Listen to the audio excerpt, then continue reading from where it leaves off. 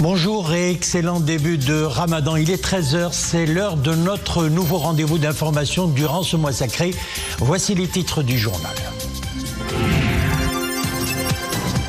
Le lancement officiel de l'offre Maroc pour le développement de l'hydrogène vert, une vision avant-gardiste de Sa Majesté le Roi. Son objectif est de mettre en avant une importante offre en cette énergie du futur, adaptée aux besoins des investisseurs afin de positionner le Royaume en tant qu'acteur compétitif sur cette filière naissante à fort potentiel.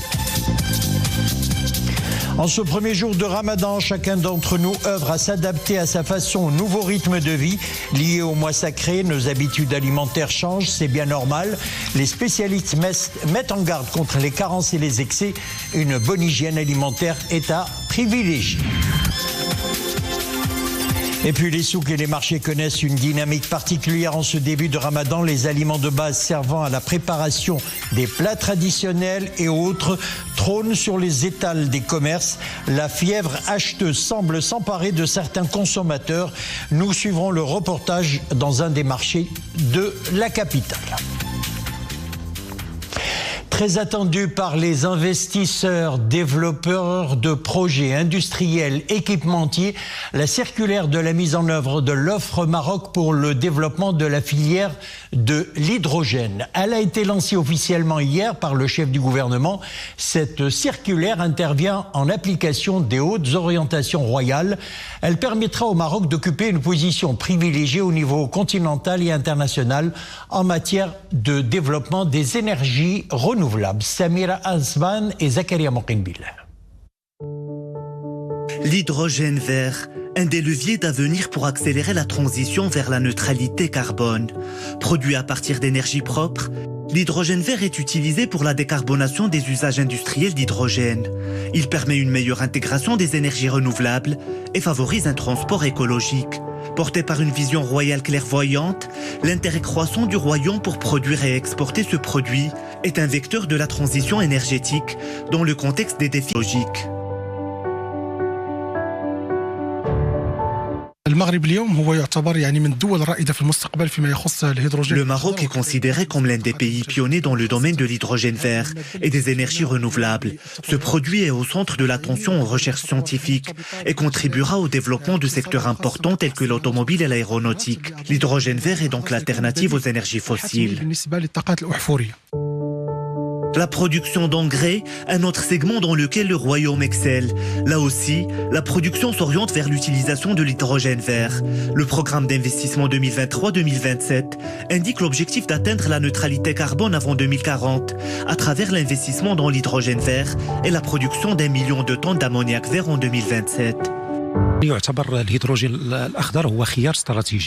Le fait d'opter pour l'hydrogène vert est un choix stratégique en raison de plusieurs facteurs. Sa production pourra renforcer la souveraineté énergétique nationale et permettra d'assurer les investissements réalisés par le Royaume, soit plus de 200 milliards de dirhams, et de pourvoir des opportunités d'emploi. Sur le plan environnemental, ce choix permettra de limiter l'émission de gaz à effet de serre et de réaliser la neutralité carbone, ce qui correspond aux objectifs du développement durable.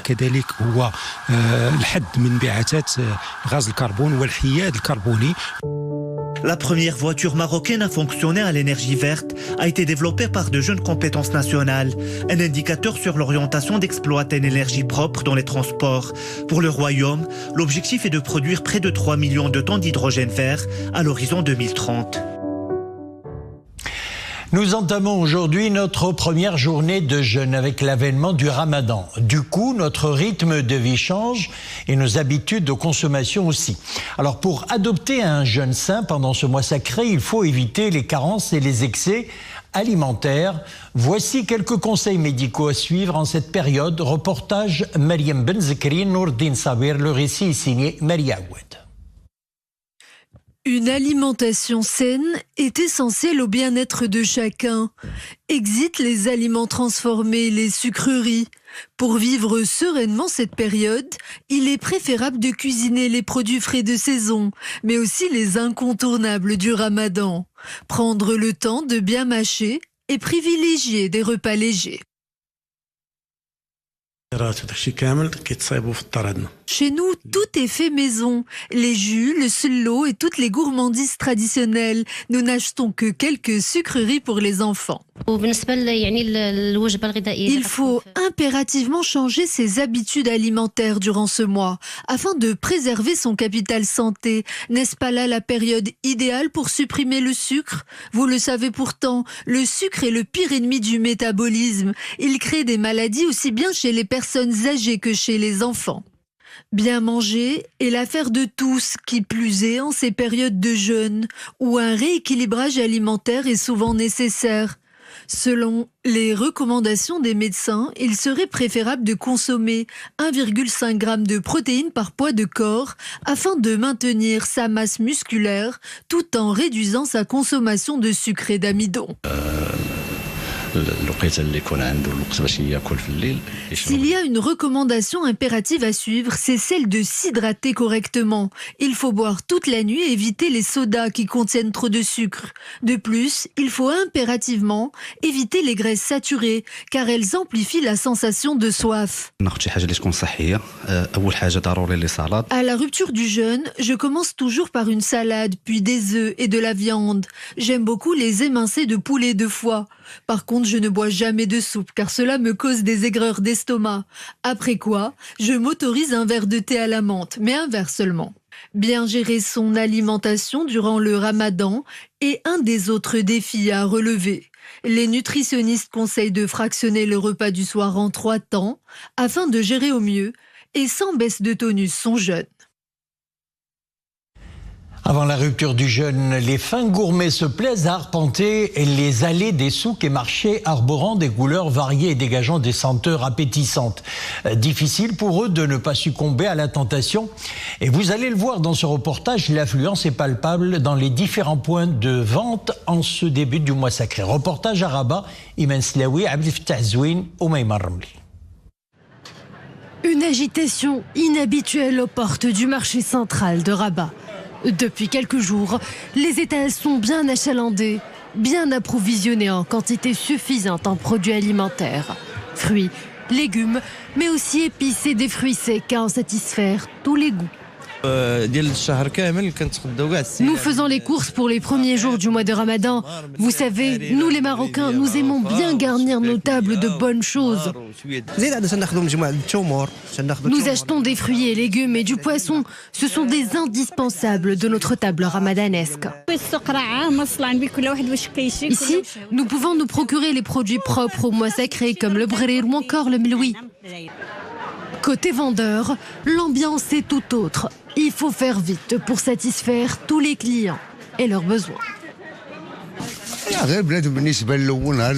Le premier jour est toujours connu pour son effervescence. Nous essayons de faire de notre mieux pour répondre aux besoins croissants de nos clients.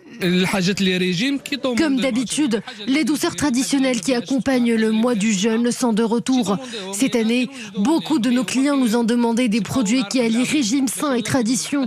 Alors, nous essayons de nous adapter et de proposer des produits pour toutes les bourses. Des premiers jours du mois sacré, marqués par une hausse notable de la consommation.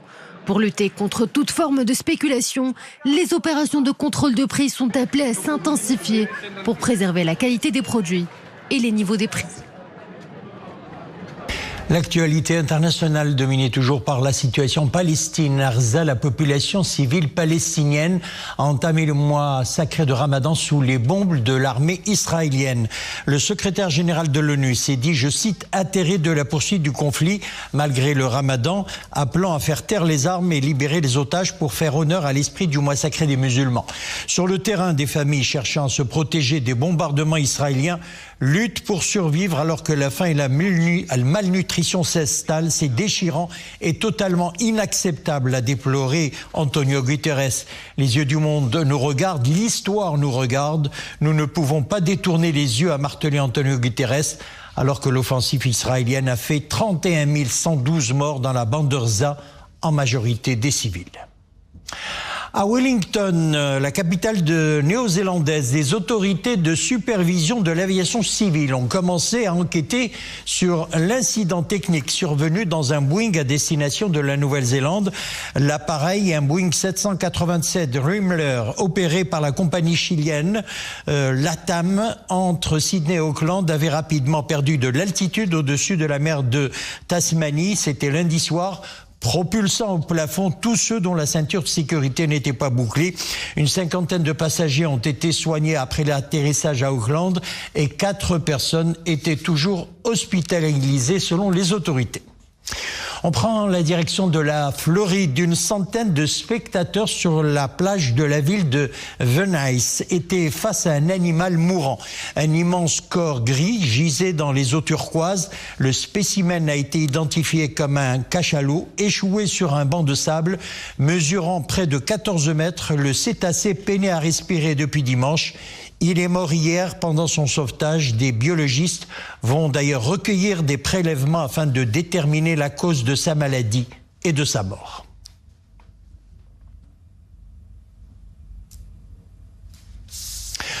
On passe au sport et nous allons parler football. Eh bien, cette information concernant le football féminin. La sélection nationale féminine affrontera son homologue zambienne en avril prochain pour le compte des matchs aller-retour du 4e et dernier tour des qualifications aux Jeux Olympiques à Paris 2024. Le match aller se jouera le 5 avril au stade Lévis en Zambie à partir de 19h. Le match retour le 9 avril au complexe sportif Son Altesse Royale Prince Héritier Moulay El Hassan. Ça sera à Rabat à partir de 22h. Et puis à partir de football, ou plutôt en parlant de futsal, le Maroc est logé aux côtés de l'Angola, le Ghana et la Zambie à l'issue du tirage au sort qui a eu lieu au complexe Mohamed VI de football à Salé. Le groupe B comprend l'Égypte, la Libye, la Namibie et la Mauritanie. 8 équipes africaines réparties en 2 groupes prennent part à cette 7e édition de la Coupe d'Afrique des Nations. Les compétitions de cette grande messe du futsal continental seront disputées du 11 avril prochain au 21 du même mois à la Stade Ben Yassine et au Palais des Sports du complexe sportif Prince Moulay Abdallah. Le Maroc, qui a également organisé la précédente édition de la CAN de futsal en 2020, rappelons-le, est double tenant du titre et compte rééditer l'exploit d'ailleurs d'un 3e titre.